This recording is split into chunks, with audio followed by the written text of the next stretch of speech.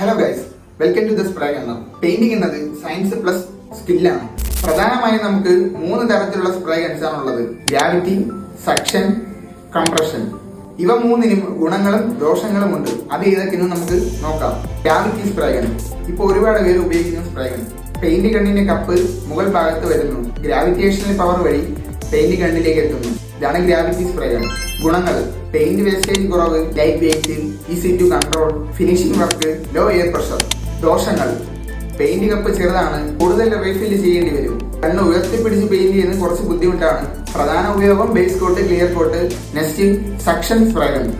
ഇതിന്റെ paint cup ഗണ്ണിന് താഴെയായിരിക്കും. എയർ സക്ഷൻ കൊണ്ടാണ് പെയിന്റ് ഗണ്ണിലേക്ക് എത്തുന്നത്. പഴയ കാലങ്ങളിൽ വാഹനങ്ങളുടെ പെയിന്റിങ്ങിനും ഇനാമൽ വർക്സിനും ഉപയോഗിച്ചിരുന്നു. ഗുണങ്ങൾ: പെയിന്റ് കപ്പ് വലുതാണ്, പെട്ടെന്ന് റീഫിൽ ചെയ്യേണ്ട ആവശ്യമില്ല. വെർട്ടിക്കൽ സർഫസ് പെയിന്റിംഗ് വളരെ ഈസിയാണ്. ദോഷങ്ങൾ: ഈ ഒരു ഗണ്ണ് വർക്ക് ചെയ്യാനായിട്ട് ഹൈ എയർ പ്രഷർ വേണം. ഗൺ ഭാരവും വളരെ കൂടുതലായിരിക്കും. പ്രധാന ഉപയോഗം primer coat, interior works, vertical painting. അടുത്ത ഒരു ഗണ്ണാണ് കംപ്രഷൻ സ്പ്രേ ഗൺ. ഇത് പ്രോ ലെവൽ സ്പ്രേ ഗണ്ണാണ്. ഈ പെയിന്റ് സ്പ്രേ ഗണ്ണുകളിലല്ല, വലിയ വലിയ ടാങ്കുകളിലാണ്. ടാങ്കുകളിൽ നിന്നും പെയിന്റ് പുഷ് ചെയ്ത് ഹോസ് വഴിയാണ് പെയിന്റ് ഗണ്ണിലേക്ക് എത്തുന്നത്. അതാണ് കംപ്രഷൻ സ്പ്രേ ഗൺ. ഗുണങ്ങൾ: പെയിന്റ് ആവശ്യം പോലെ ഉണ്ട്, നമുക്ക് എത്ര വേണോ യൂസ് ചെയ്യാം. റീഫിൽ ചെയ്യേണ്ട ആവശ്യമേ വരുന്നില്ല. വലിയ വലിയ സർഫസ് പെയിന്റിങ്ങിന് ഇത് വളരെ അനുയോജ്യമാണ്.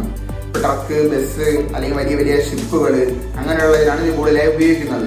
ദോഷങ്ങൾ: സെറ്റപ്പ് കോസ്റ്റ് വളരെ കൂടുതലാണ്. പിന്നെ gun and full system clean ചെയ്തെടുക്കാൻ തന്നെ നല്ല ടൈം എടുക്കുന്നു. മൂവ് ചെയ്ത് മാറ്റാനായിട്ട് കുറച്ച് ബുദ്ധിമുട്ടാണ്. ഇവ കൂടുതലായി കാണുന്നത് പ്ലാന്റുകളിലാണ്.